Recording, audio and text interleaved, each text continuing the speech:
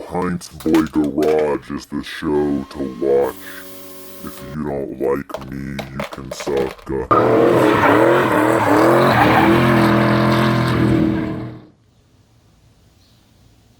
Scanning. Scanning. Target acquired. Ooh. Ooh. Ooh. What's up, dogs? If you couldn't tell by that little shot there, the daily has gotten some work. I think the last time I showed it on here was about right when I got it running and put Corvette saw blade wheels on it. If you follow me on other social media, you will have seen some of the progress, but for those on YouTube, this will be your first viewing.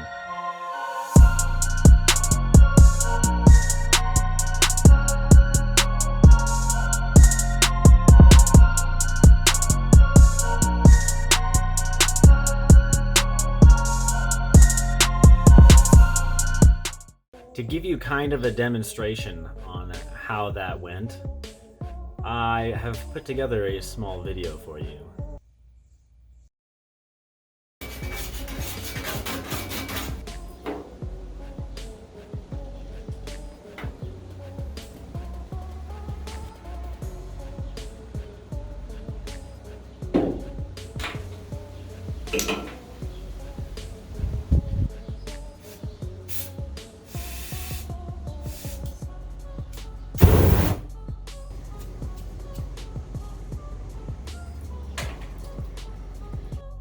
So, as you may be able to see there, we got some coilover action, some 4-link action, some panhard bar action, some gas tank relocation action, and some other action that's not really that important. Yes, this is my daily driver. Kind of. I have a couple. No, this was not necessary. But, 1, I was tired of hitting my axle on my frame, and 2, I couldn't sleep until I had 18-inch wheels tucked up under my bedsides, okay? So why don't you just leave me alone there, guy? So yeah, on top of the heat and frustration, there's also time. I only had... Do you see that fucking fly flying right here, dude? It's pissing me off. So time. I had 1 week off of work. Holy shit, I'm gonna... So I had a total of 9 days to complete this project, and it took me, I think, 11. So yeah, no filming. It's whatever. It's the daily. Nobody cares about anything but the drift truck anyway. So yeah.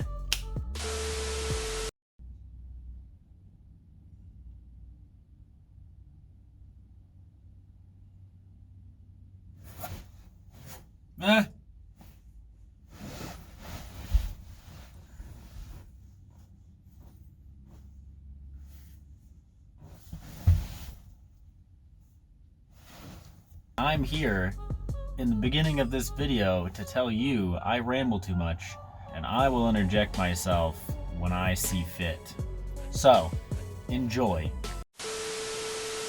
What everybody wants to hear about, drift truck, is going to be the news that you don't want to hear about. I haven't touched it. One reason being these things. Let me grab them. These. Did I show you these? If I didn't show you these, I'm going to show you these. I'm going to show you how they work.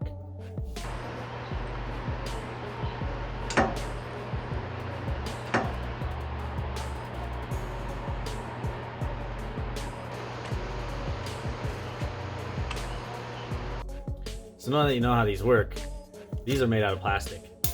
These are no good. They're just templates.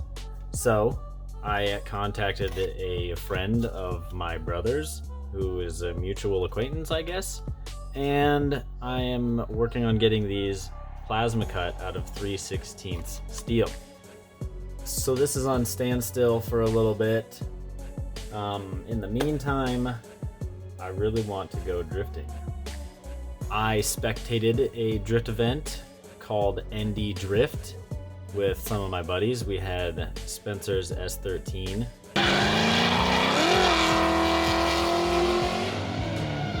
and Brian's Turbo Miata.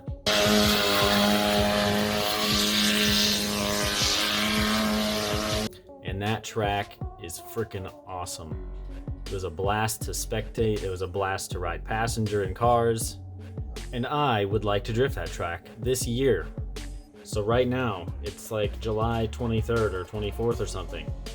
They have an event, August 30th, October 4th. My brother with his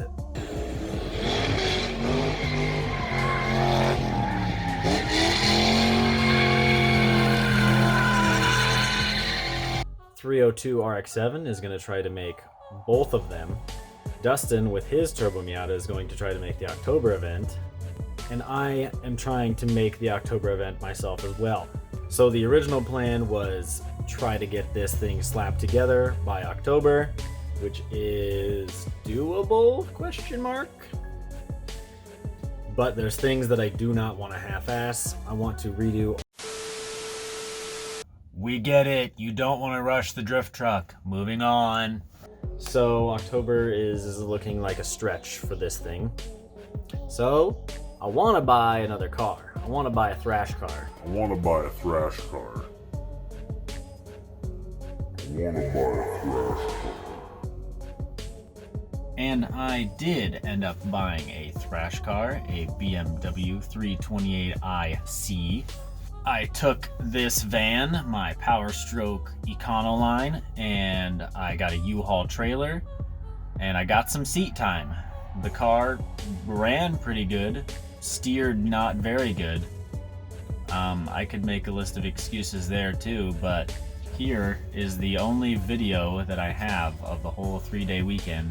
This is my second run after not drifting for a year in a new car that drifts pretty not very good. So enjoy.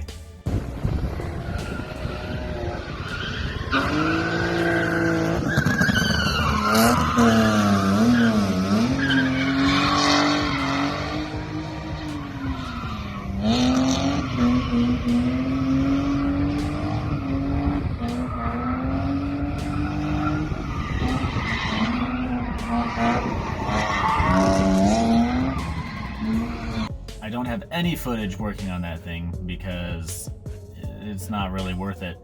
All that I did mostly was fix the insane amount of engine codes that I had on it, and that's not really interesting to watch. I just chased a bunch of wires and did a bunch of diagnosing. That's not as cool as fabrication. I may drift that car next year, but my goal is to have the drift truck, which is in there, done first.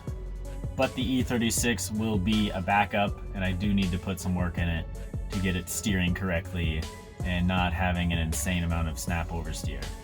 But I'm here, and you can see I'm wearing a sweatshirt and a Carhartt, so this is considerably further in the future than what you are seeing in the rest of the video. But different than my past ways, I'm not going to spew you a web of excuses. We're just gonna continue on, and I'm just gonna say I was busy, because I have been really busy. Where are we now? Besides in the back of my creeper van. On the drift truck, we're almost ready to set it on the ground, and that's bonkers. So let's turn this thing around and go in this garage, because it's also chilly out here, and look at that thing. The drift truck. Here it is. Little panorama. Yeah, look at that. Fucking be a professional videographer. It's a lot more complete than the last time you saw it. Let's start off with showing you these guys. And keep in mind, everything here is not final fit and finish, so there are some gaps that need to be taken care of. Keep that in mind. This is our main area of progress. And don't feel left out, because last weekend was actually the only weekend that I've worked on this thing since what I have footage of. So there may be a big gap in uploads, but there's not a big gap in working on the truck because I was working on the BMW. Back to it. We got these. They were plasma cut by a friend of my brother's. Out of the measurements that I got here, my brother made a CAD template for him and sent them over. Super huge thanks to both of those dudes. I may have cut it out of recordings in the past because there was too much rambling, but caster adjustment on the rear, caster adjustment on the front if you move the whole coilover forward. The back is like 9 degrees, the front is like 2-ish degrees of caster. So I can run stock spindle location knuckles and also trailing knuckles like PBM Limit Break, GK Tech V4, and WiseFab.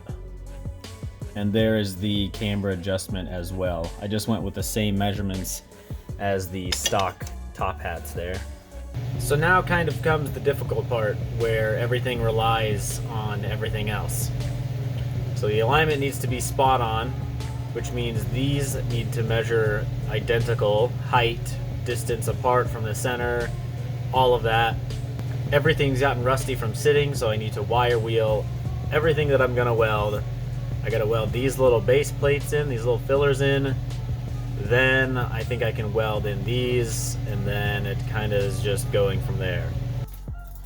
First order of business, I believe, will be to trim these bottom plates because there's metal sticking up underneath, contacting the coilover and whatnot.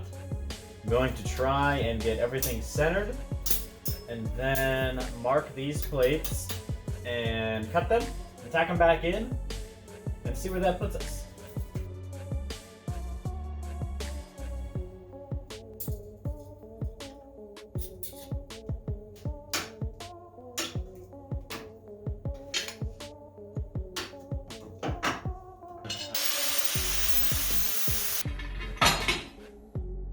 Now that I've had this off, I need to make sure that it's the same distance again. A little narrow on the front.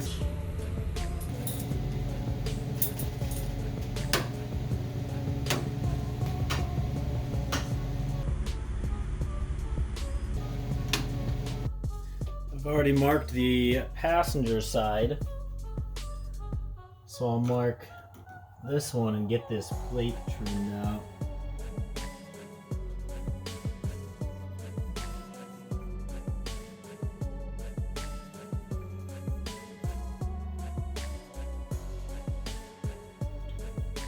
Okay, here comes the more scary part where I gotta cut these pieces that I've been working on for a while to get them to final fit and finish. Wish me luck.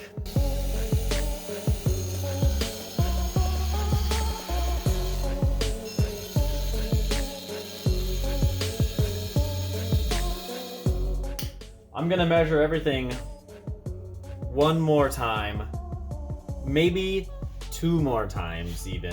Hell, I might do fucking 3, brother. So then the scary part where I have to commit and start welding everything after I measure and make sure it's okay. I don't know if I'll do that today. It's about an hour before I have to leave so I can get ready for work. But if I don't do it today, I will do it tomorrow. While editing this video, I came to the conclusion that the video is too long. So, let's split this into 2 parts. This will be the kind of boring part, and the next one will be the kind of exciting part. And trust me, you're gonna wanna stick around to see that one in a few days. So, we'll see you in the next one. Peace out.